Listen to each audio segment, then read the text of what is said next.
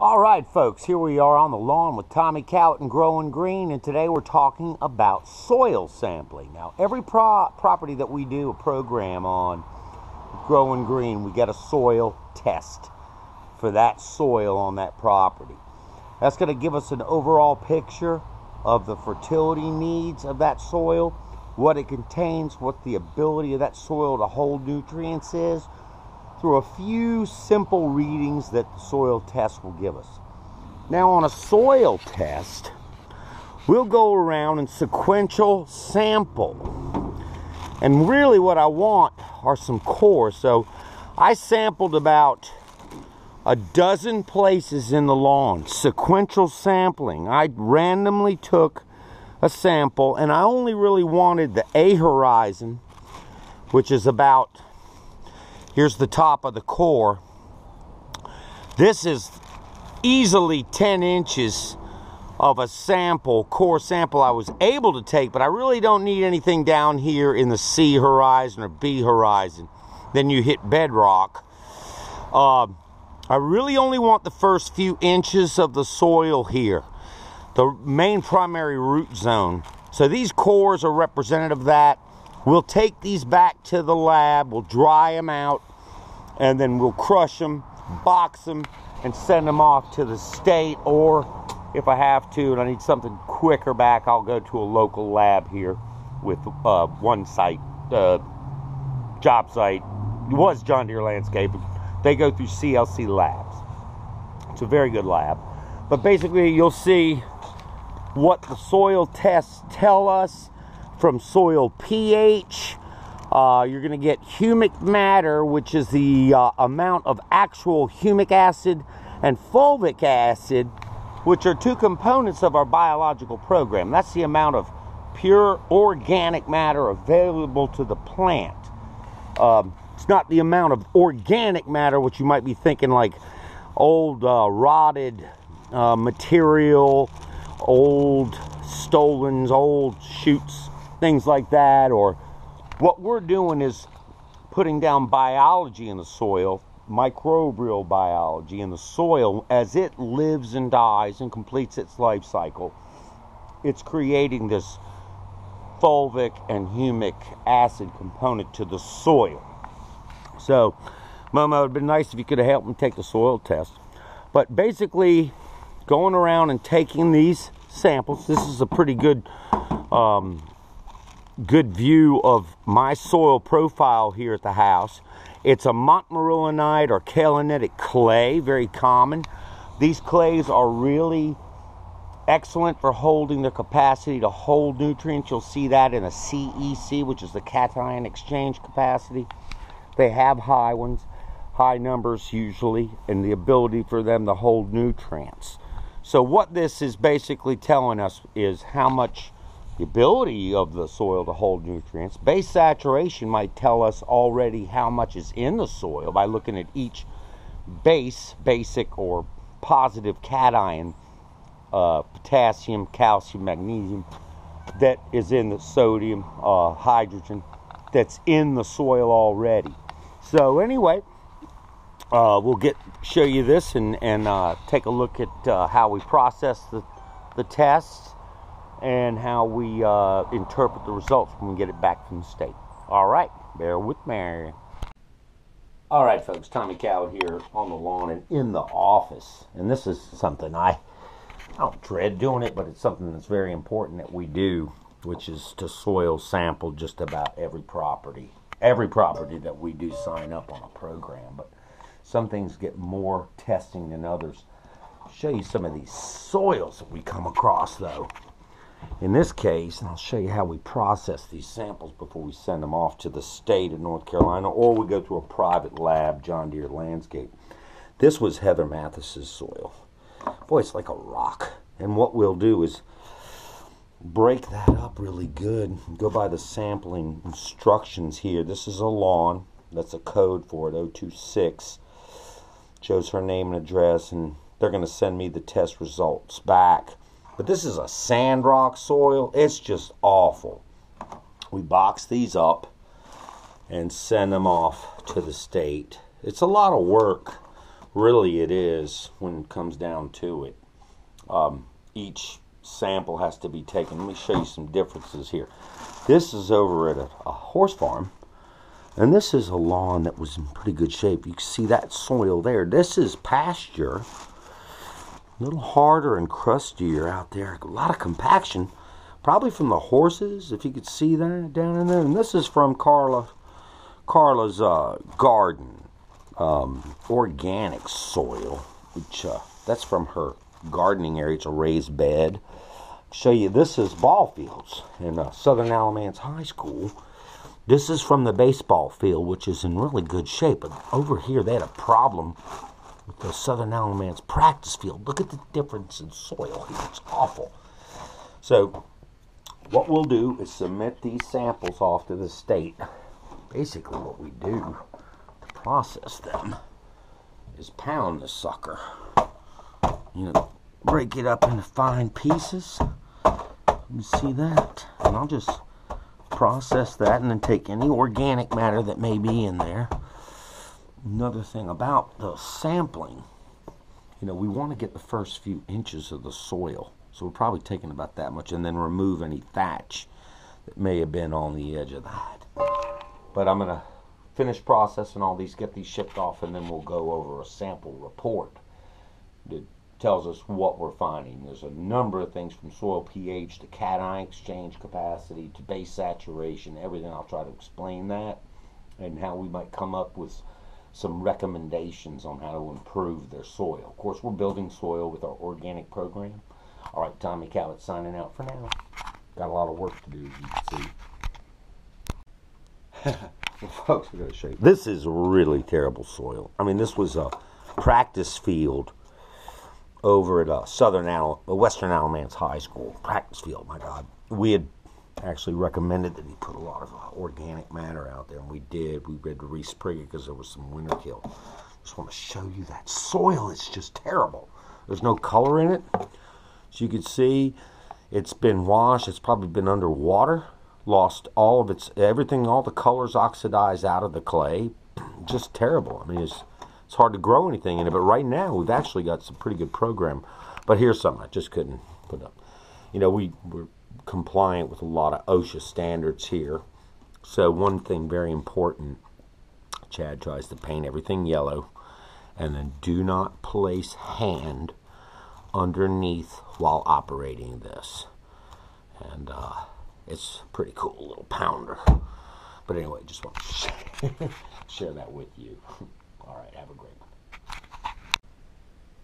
All right, folks, Tommy Cowett here, back in the lab with you, and we're going over the soil test results we just received from NCDA&CS. That's North Carolina Department of Agriculture and Consumer Services. And I want to show you what you get as far as a soil test report. This was for Heather Mathis, if you remember from the early part of the video. It was an awful soil. And you wouldn't think that, you know, some of the results you get when you're looking at your test results. Her pH is absolutely perfect. 5.8 is here. She's at a 6.0. Couldn't ask for better than that. You might not, really think that that's what's going on here. This HM, that's humic matter. That's the percent of actual humic matter, humic acid and fulvic acid that is in the soil. This can range from 0 to 10, and it's a 0.2, so that just tells you right there it's very much a mineral soil. The weight per volume, this is in milligrams per centimeters cube, but it's weight per volume of soil, and that's the way the state of North Carolina actually, they test not by weight but by volume. That is a pretty heavy soil at 110 there. It could be a lot higher. Sandier soils might have a higher weight per volume, definitely, than, say, a humic soil. As we can look at a little later on the other tests. This cation exchange capacity, that can actually go from 0 to 50. And this is a 6. So this is the actually cation exchange capacity is the ability of the soil to hold nutrients. And then you have base saturation, which is a percentage of the CEC that can hold basic nutrients, typically potassium, calcium, magnesium. So that is something this report doesn't give you. But what these recommendations that we do get are based, fertilizer recommendations, for the requirement of phosphorus and potassium, which is these two things. And this one obviously has a very low phosphorus and high potassium. So you'd go to the recommendation page and look for low phosphorus, high potassium. So that is this one. In this group here, this would be your recommendation on the fertilizers you could use.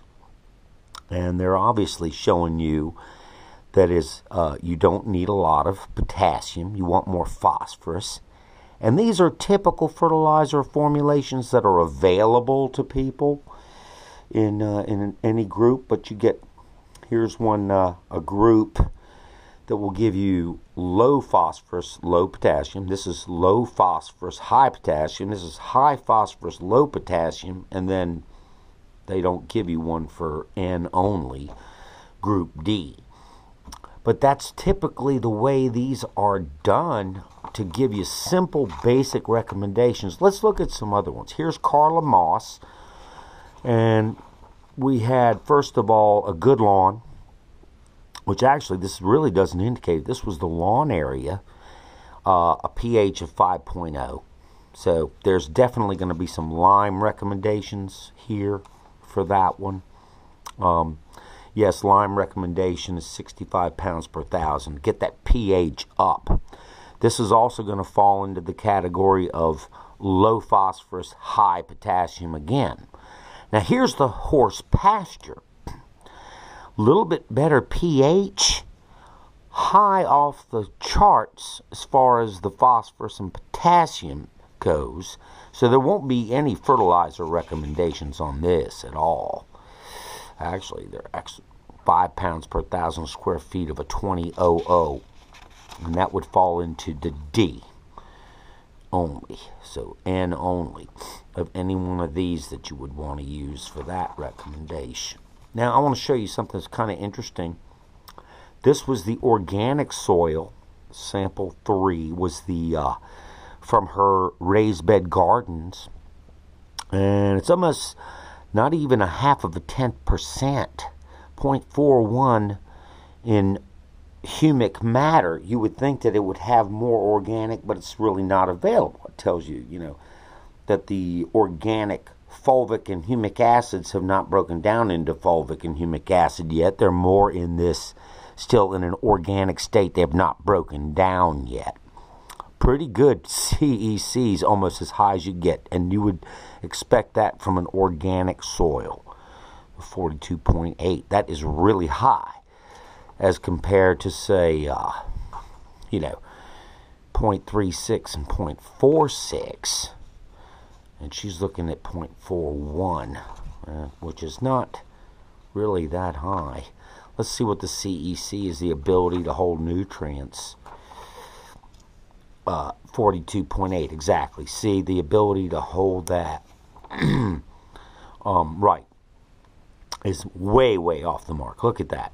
Here in a good lawn, actually, that pasture, which was compacted, has a higher CEC than most of this, and even it could have a lot to do with the horses grazing and their own horse manure helping to fertilize that field.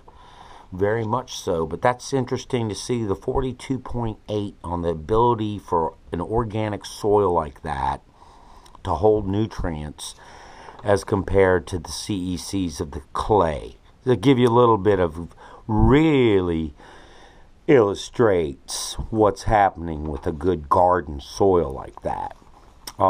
Here's the Western Alamance High School. This is the practice field that we saw, and this is the stadium, the baseball field, pH of 5.4. And this is the practice field where that soil was compacted, looked awful. CEC of 14.5. So it had a higher CEC. I would not have expected to see that. There's really nothing off the charts, but I will tell you this. They fertilized the baseball field a lot. This is the baseball field. This is the practice field that was awful, and the soil was awful. But, you don't see that on this. The pH is low. pH is about the same. High, and then P and K. So that's just going to be want you to throw out fertilizer only, nitrogen. You won't be needing these groups. And then this is, in this range here, you'll be going for a high phosphorus, low potassium. Actually, they're both high. You're going to be in this group here with this fertilizer too. But, you're not seeing that big of a difference. CEC actually was better, the ability for it to hold nutrients on that poor practice field, which I was expecting to see something a little bit different. That is a low pH, so there is lime recommendations here, much higher than the baseball field. That gives you a little bit, and we do go to other labs. This is an NCDA&CS test. We do go to private labs. This was once John Deere Landscapes. Now it's a different company. But we will submit to them. You get about the same. You'll get a buffer pH and a soil pH. Soil pH is what we typically stick to in looking at these. And that's in a great range for fescue. Cation exchange, about the same. And then your cations. This is going to give you percent base saturation, which is the ability for the actual amount of these cations that are in the soil that they can measure. Potassium, calcium, magnesium, and hydrogen. Hydrogen's pretty high there. That's basically what you get from these test reports. The pH is real important for turf. Cation exchange capacity is real important to see the ability of the soil to improve. And like I said, we're trying to build soils here.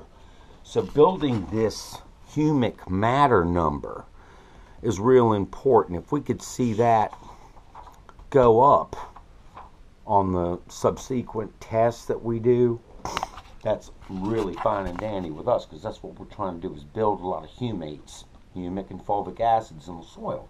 And that's kind of the way you read into this. I know everybody loves to get a good pH test that really tells you need lime or gypsum. But at that, we'll leave this. This is soil testing, and what we can read from looking at soils is not always cut and dry. You'll get a soil test report back, and it's showing that, even though it looked awful when we crushed it, it may actually be a soil that can be worked with. Even a sandy soil like Heather Mathis's, which was awful, that's a sand rock soil. It can sometimes, be deceiving when you look at it, and it can be improved, and that's what we try to do. All right. Well, folks, hope this was helpful to you in interpreting soil test reports. Tommy Cowett from GrowinGreen signing out. Hope y'all are having a great one.